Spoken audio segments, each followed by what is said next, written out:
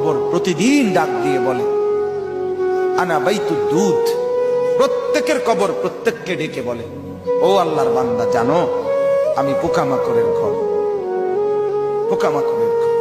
তুমি তো সেই বান্দা যে একটা মশা কানের পাশ দিয়ে উড়ে গেলে তোমার ঘুম বন্ধ হয়ে যায়, চোখ মিলে যায়। একটা মশার গুনগুন আওয়াজ সহ্য করতে পারো না।